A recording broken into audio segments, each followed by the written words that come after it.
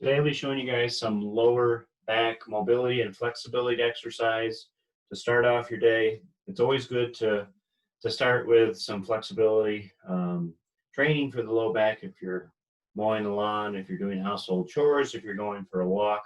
Always good to reduce the risk of injury. If you think of your muscles and tendons like a rubber band, or a piece of gum, you need to stretch out those elastic components for it to retain its elasticity. You go out with a very stiff rubber band and you go and, contract the muscle or pull hard, you're at a greater risk of injuring yourself. So some of the exercises we're going to be doing include low back extension. We'll do rotations, okay? We'll do lateral side bending, which will target your latissimus dorsi, or lats that attach to your thoracolumbar fascia. We'll be doing some hamstring, upper hamstring stretching. On a chair, we'll be doing some mid-belly and lower hamstring stretching, and we'll finish it off with some glute stretching on the floor. So if you're ready with me, get some space. We'll start with our lumbar extension. So put your hands on your hips or the very back of top of your butt. And you're only going to lean back as far as you can keep your balance, number one, and just go till you feel a little pull, a little pressure in the low back. Okay? I'm counting. We're going to do 10. 3, 4, 5. You can push your hips a little farther forward, but you should be trying to make sure that you get as far back as you can to feel a stretch. This is 7.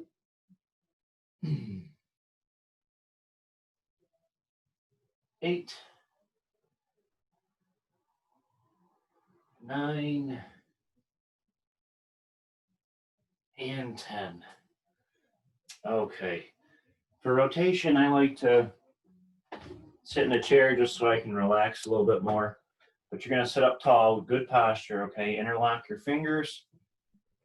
And we're just going to gently rotate side to side. If you're sitting in a chair, your feet should be flat on the floor.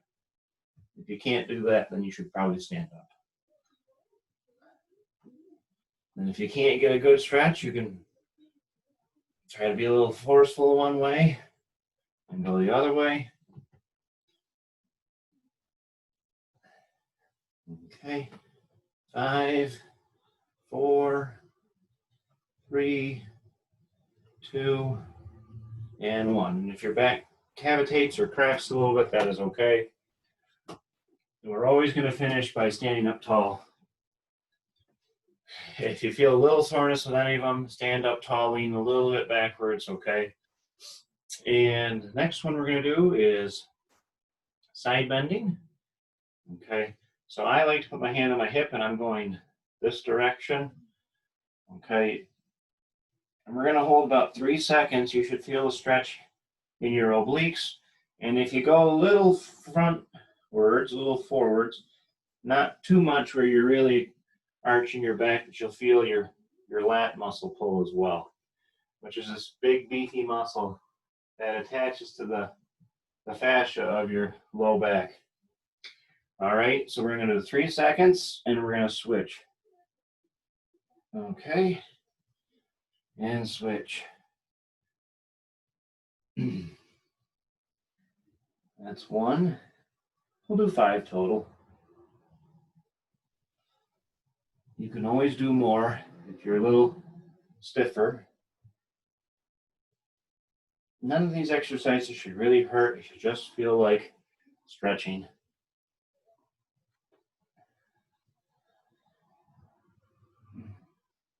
This is number 4. 4. And if it's loosening up, you can push a little bit further into it.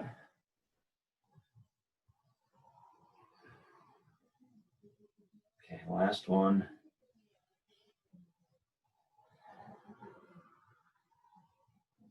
Okay, I've seen some people, if feel a stretch here. They even take their arm and pull that way. So that could be a modification for you. Okay, let's start with the upper hamstring, top of your glute stretching. Very important that when you're bending forward with any kind of mechanics, you should try to keep the natural inward curve of your back while you're doing all these exercises. You flatten out your back or you arch it the other way, and you're promoting, potential risk for a slip disc or something of the sort. So backward in, I like to put my hands into my lower small of my back while I'm bending forward. And I'm just going until I feel a stretch in my hamstrings. It will pull a little bit on your glute, maybe even a little bit of your lumbar spine and the low back. Okay, hold 3 seconds. We'll do 10. A lot of people like to do the downward dog stretch, and that's a good one too. If you want to substitute that, which is on the floor, doing that cobra stretch or the press up, that's a good one too. It puts a little bit more pressure in your back. If you've never done it, you may want to start with some standing back bends instead. Okay, keep that inward curve. We're halfway.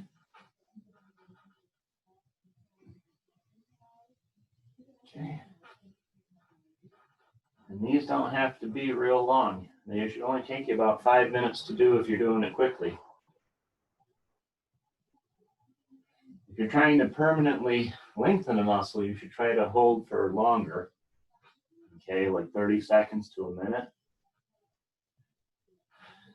Evidence suggests you go less than that, you're not really making muscle length changes. We're just trying to loosen up the muscle here. So we're doing about 2 more. And last one. Now, obviously, my hamstring is tight, and yours might be looser than that. So go down, when you go down farther, it's harder to keep the inward curve. So make sure that you're able to do that. So I have a chair right here and a stool or something to hold on to.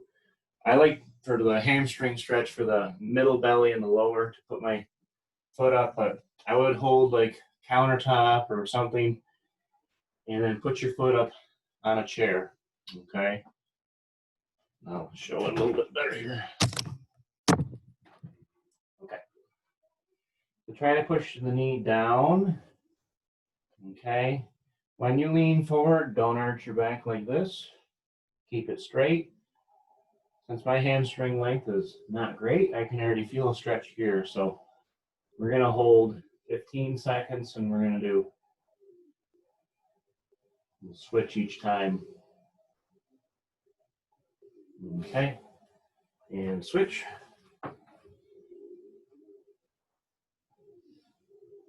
The hamstring is notoriously a very tight muscle, and it's usually tight from poor sitting, usually a lot of too much sitting, and when we slouch and sit on our tailbone, it tends to shorten our hamstring. When we sit on our IT bones or our butt bones, it tends to make the hamstring a little bit longer. Or I would say more normal. Okay, we're doing 3 rounds. This is number 2. On this one, try to keep your head up so you're standing up tall.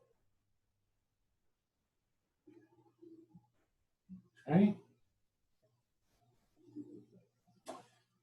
And again. An alternative position would be lying on the floor, taking a dog leash around your ankle and pulling your leg up. That way you're maintaining neutral back position. But if you can do this, it's easier than getting on and off the floor. Again, none of this should be painful. Okay, last round.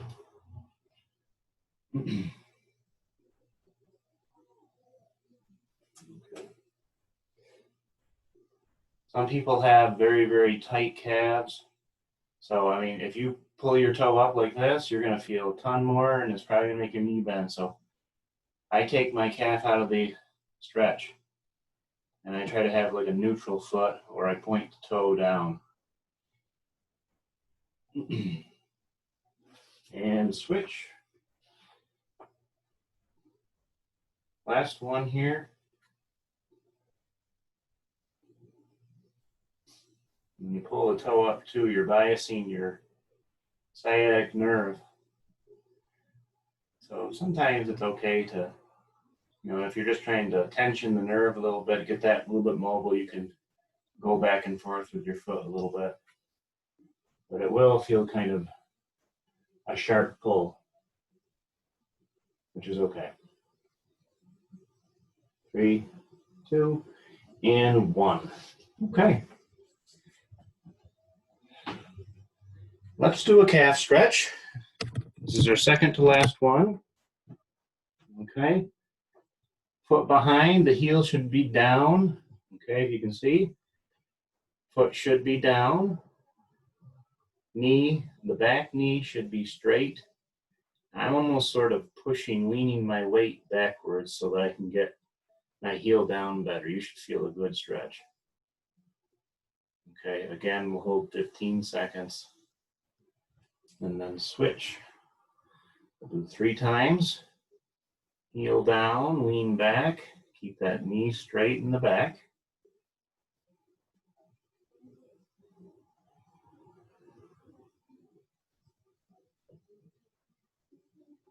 All right, switch. And you might ask, well, why do you stretch the calf? It's not attached to the back, you'd be correct, but in order for you to use good biomechanics, you have to use your legs. And if your legs aren't prepared to do their job, then you're going to be using your back more. When people come into physical therapy to see us, we emphasize the use of legs in lifting and doing everything when the back is at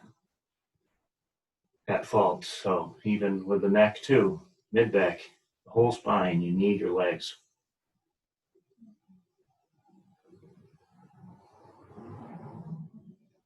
Okay, and this whole time I'm keeping my inward curve of my back.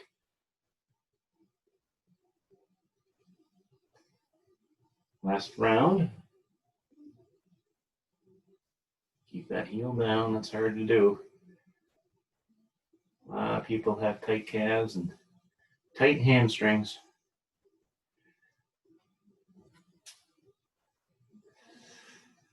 Like especially if you're going for a walk, that's when your continuation of the heel to toe strike. You want a good stretch in your calf. So we finished. All right, last one is a glute stretch, okay? Find yourself some space on your floor.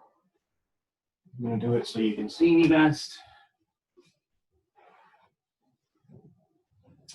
Okay, what I do is bring one knee up and then I pull it to my opposite shoulder. You can do it this way. I find that most people find a better stretch and they feel it right in the side of their hip, okay? This shouldn't be painful, this should just be a stretch, okay? We'll do 2 different ways. So let's switch and do the other one and then pull it over. Obviously, if you can't bring your knee up, then you may need to do this alternative approach. You could try to lock your hands underneath if you can't reach, or even grab like a towel around your thigh and bring it up like this, okay? All right, and switch. Do 1 more of these and then we'll do our alternative position. And you've probably done this exercise before. If you've ever played any sports, they usually do this one in the sitting where you lock your arm on the other side and twist the other direction. And I don't like doing in sitting. I like doing lying just to take the back out of the equation and from hurting. All right, the other one would be you put one foot up and you put the ankle down. You sort of gently push down. You'll feel a little bit more. If you can't feel it, bring your leg up like this, and you certainly will. You could put this foot that's moving here on a wall and push yourself down this way to feel the stretch too. Some people might be able to feel a stretch like this, depends on how tight the muscle is. Okay, let's switch here. For me, I have to pull up. Okay, and hold 15. And that's a really, really good stretch there. Not painful though. 5, 4, 3, 2, 1. Okay. Thank you guys for joining me. Obviously, it's a warm-up stretch before you're doing activities, but it can also be done as a cool down. They're both very effective in preventing injury. So consider that before you're doing any of your daily activities, especially if you've been prone to injuring yourself with your back and your legs. So thank you and have a great weekend.